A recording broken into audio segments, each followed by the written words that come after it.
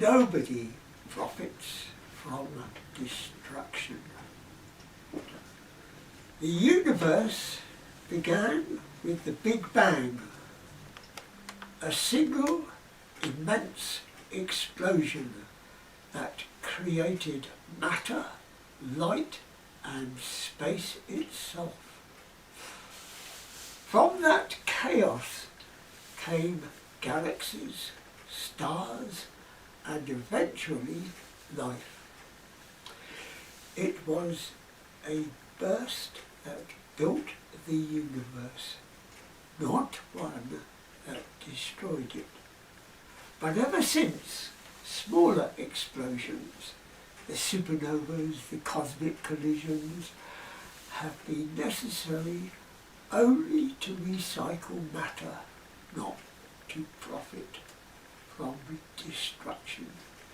In human terms, our wars are these little bangs, moments of immense energy release that tear apart what was carefully formed, scattering lives and nations into fragments.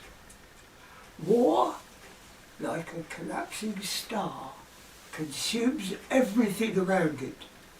The energy it releases is spectacular but short-lived, leaving behind the cosmic wreckage of ruined cities and broken ecosystems, a kind of economic black hole that swallows opportunity and light.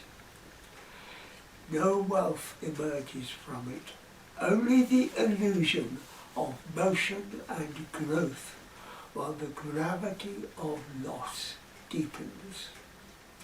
Weapons may appear as assets of balance sheets, but like a dying sun's flare, they produce no lasting creation, only entropy.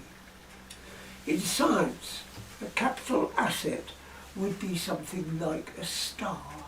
It generates light, heat, and new elements for billions of years. Weapons are not stars. They are singularities of destruction. Every dollar poured into making them vanishes into the gravitational pull of conflict, never radiating back into the system as schools, art, medicine or clean energy would. The true wealth of any civilization is not in how efficiently it can destroy, but how sustainably it can create and nurture life.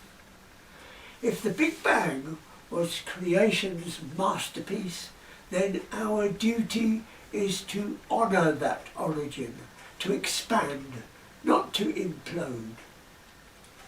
Peace is the universe growing wider. War is the universe collapsing in on itself. When we invest in science, compassion and understanding, we mirror the cosmic expansion that gave us existence. When we invest in weapons, we imitate black holes, consuming endlessly but giving nothing back.